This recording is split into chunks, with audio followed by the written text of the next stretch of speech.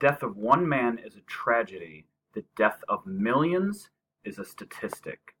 Now that is a pretty spot on quote for how we often analyze World War II. And this really would be a great quote, except for, oh, it came from Joseph Stalin. One of the weirder sources for actually a pretty astute quote. So, let's talk about the European front in World War II. So, when the Second World War first starts, remember, here in the middle you have the Axis powers. A lot of these territories here have already been forcibly added to the Nazi Party and Germany.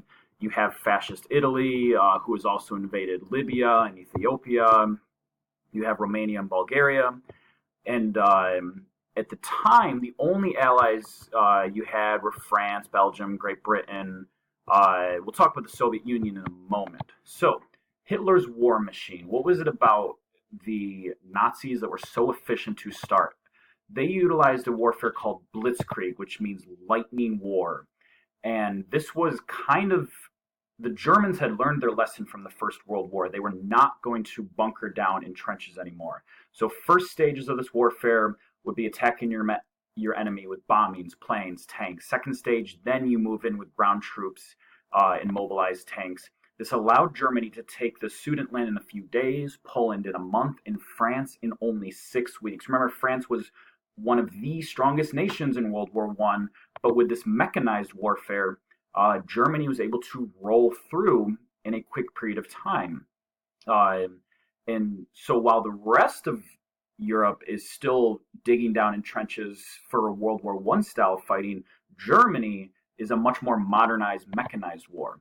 So the battle and fall for France. Anticipating the German threat, the French had built massive fortifications along the French-German border known as the Maginot Line.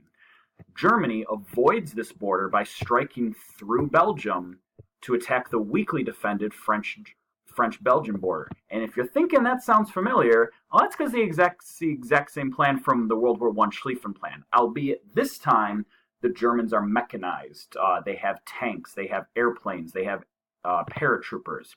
France and Great Britain were not prepared for the German speed of the mechanized army and were quickly overwhelmed. The famous Battle of Dunkirk, which by the way is a great movie if you've seen it. The British Navy and volunteer ships from Great Britain withdraw the British Army in a state of emergency while the French heroically hold off the Germans. This is a battle where the war could have been over in 8 weeks. With the British gone and defenses compromised, France is forced to surrender after only 6 weeks.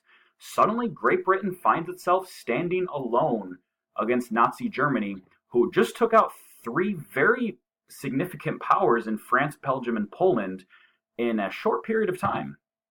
And so the Nazis are prepared to the whole point of the Nazi strategy is speed, speed, speed. So the entire German military now only has Great Britain to worry about, and so they immediately begin plans to attack, and thus begins the Battle of Britain. It was a 2-month bombing of London and other British cities that were bombed day and night, day and night. Hitler was trying to weaken the British foreign invasion. He feared sending troops without air support, and he was kind of hoping that the British would just surrender, anticipating the soon-to-come British assault. The British Air Force, they were able to defeat the German Luftwaffe, which is their air force.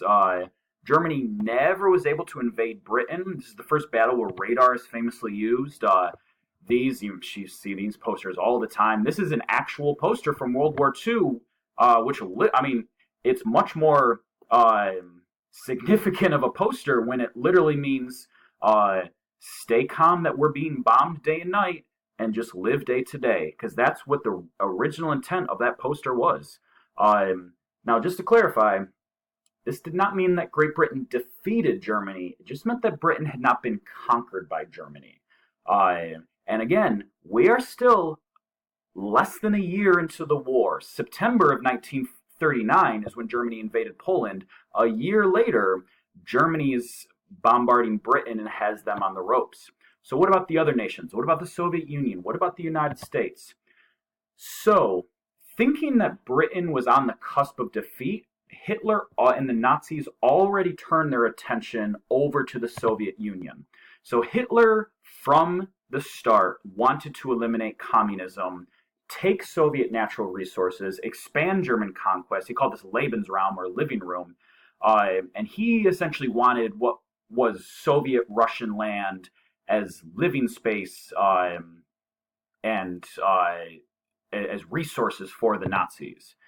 Joseph Stalin is warned several times by his own intelligence, Germany's coming, Germany's coming, Germany's coming, and he ignores these warnings. He actually has a lot of his own officers executed out of fear of this. And June 22nd, 1941, Germany launched Operation Barbarossa, which was a total invasion of the Soviet Union.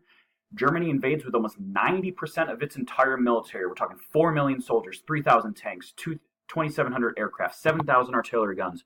And the Germans push 500 miles into the Soviet Union, inflicting millions of Soviet casualties. And they almost reach the capital of Moscow before, you guessed it, being stopped by the harsh Russian winter. Sounds familiar. Fighting continues for the rest of the war, and the scale of death of the fighting between Germany and just the Soviet Union is larger than the rest of World War II combined. I'm going to say that again.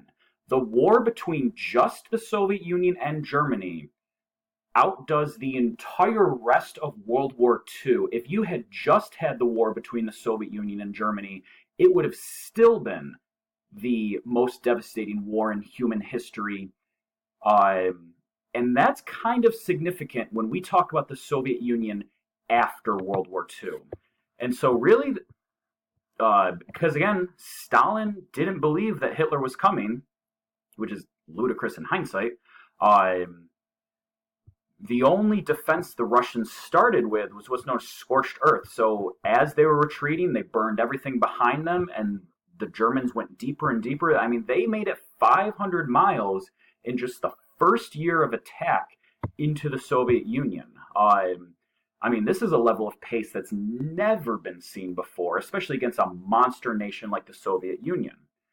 And so, just 2 or really a year and a half into the war, everything you see in either black, gray, or dark gray is under Axis occupation. Great Britain is on the ropes. The Soviet Union has already lost 500 miles of land to the Nazis. North Africa is under Nazi occupation. Things are looking bleak, and we are barely into this war. So we're going to talk, I'm keeping this one as an intro video, and the second video is going to cover the rest of the war.